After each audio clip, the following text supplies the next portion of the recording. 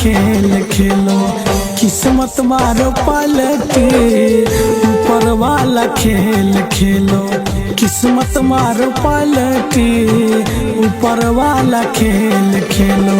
वो करा गाड़ी न चलो, वो करा गाड़ी न चलो, जान केकरो चलती, ऊपर वाला खेल खेलो, किस्मत मारो पलटी, ऊपर वाला खेल खेलो।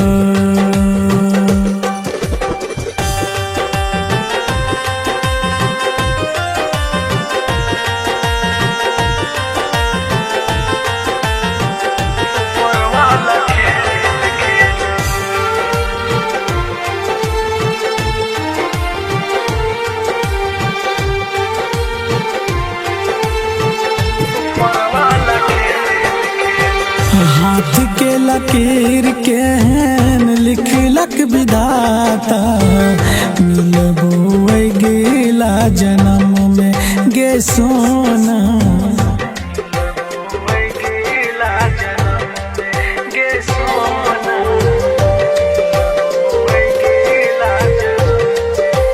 गे जा ये के डाल पर बैठल दूगो मैना, एगो उड़ी चल लो आसमान में।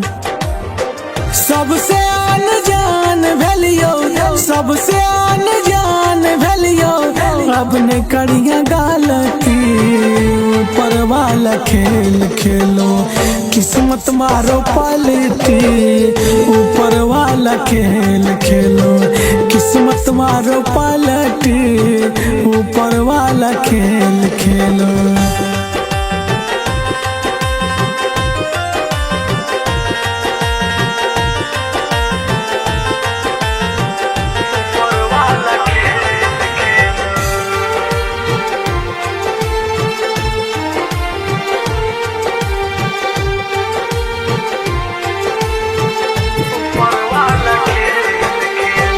चुटकी भरी सिंदूर का दिल को दूर, तोहर नहीं चो कसूर गे जानू,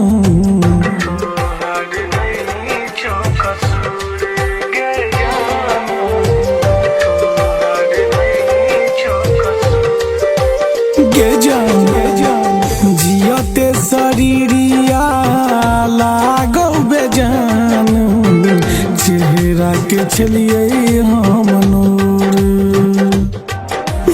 मुकेश अमित दीवाना, चंदन अमित दीवाना, बंद कल को बोलती, ऊपर वाला खेल खेलो, किस्मत मारो पलटी, ऊपर वाला खेल खेलो, किस्मत मारो पलटी, ऊपर वाला खेल खेलो।